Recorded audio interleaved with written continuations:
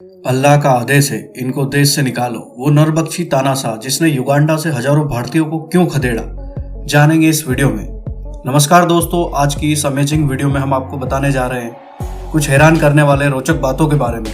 जानने से पहले यदि आप हमारे चैनल पर नए हैं तो प्लीज वीडियो को लाइक और चैनल को सब्सक्राइब करना ना भूलें।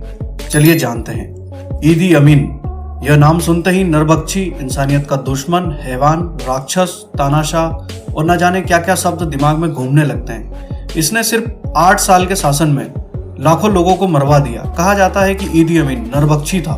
वह इंसानों का खून पीता था और उनके मांस को खाता था। यह वही क्रूर शासक था जिसने सत्ता संभालते ही सैकड़ों साल से रह रहे भारतीयों को तुरंत देश छोड़ने का आदेश जारी किया था। इसके लिए ईदी अमीन ने भारतीय समुदाय को सिर्फ 90 दिन का समय दिया।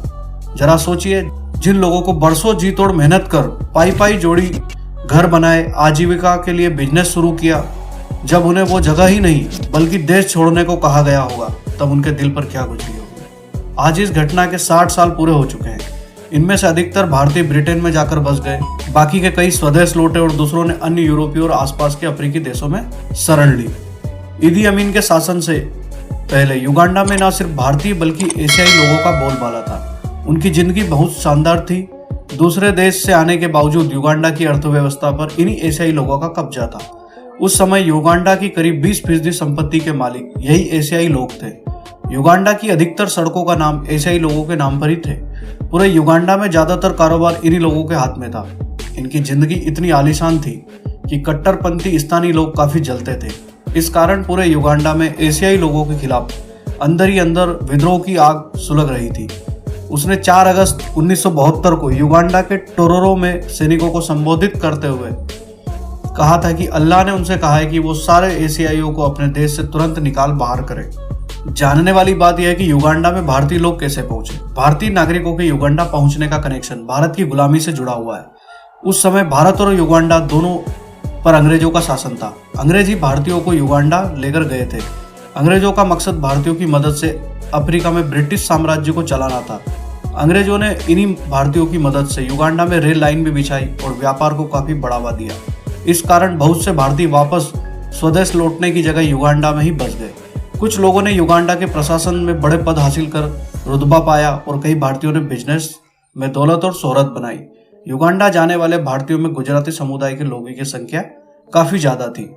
भारतीयों को युगांडा से खदेड़ने का कारण क्या था? युगांडा में रहने वाले भारतीय मूल के लोगों की अपनी अलग बस्तियां थी। उनके कारोबार, स्कूल, अस्पताल भी वहां के स्थानीय निवासियों से अलग थे। वे अफ्रीकी लोगों के साथ कोई संबंध नहीं रखते थे। युगांडा 9 अक्टूबर 1972 को ब्रिटेन की अधीनता से आजाद हो गया।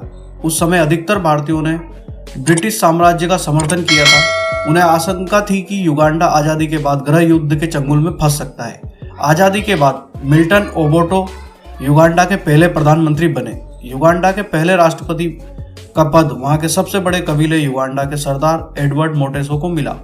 सिर्फ 4 साल बाद ही मिल्टन ओबोटो ने एडवर्ड मोटेसो को सत्ता से हटाकर अपना आधिपत्य जमा लिया।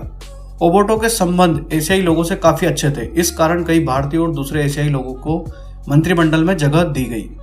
ईदी अमीन मिल्टन ओबोटो का तख्ता पलटकर युगांडा की सत्ता पर काबिज हुआ थे।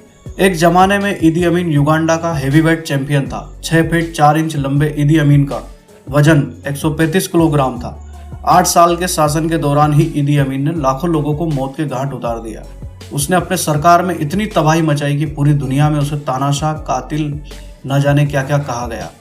अमीन के समय में स्वास्थ्य मंत्री रहे हेनरी केयोम्बा ने a state of blood the inside story of ईदी अमीन नाम की किताब लिख उसके क्रूरता के ऐसे ऐसे किस्से बताए जिसे सुनकर पूरी दुनिया सन्न रह गई। हेनरी केयोम्बा ने अपने किताब में लिखा कि ईदी अमीन ने न सिर्फ अपने दुश्मनों की हत्या करवाई बल्कि उनके शवों के साथ भी बर्बरता की। मुर्दा घर में रखे गए शवों के गुर्दे, लीवर, नाक, होंठ और गुप्तांग गायब मिलते थे। हैवानियत के कारण ही ईदी अमीन को मैडमैन ऑफ अफ्रीका भी कहा जाता था। दावा तो यह भी किया जाता है कि उसके फ्रिज से इंसानी मांस मिला था। 1979 में जब तंजानिया और ईदी अमीन की विरोधी सेना ने हाथ मिला लिया, तब यह भागकर सऊदी अरब चला गया। वहीं पर साल 2013 में इस खूंखार तानाशाह की मौत हो गई और इसी के साथ ईदी अमीन का अंत हो गया। वीडियो में दी गई जानकारी आपको कैसी लगी प्लीज हमें कमेंट बॉक्स में बताएं। वीडियो अच्छा लगा हो तो वीडियो को लाइक करें, चैनल को सब्सक्राइब करना ना भूलें।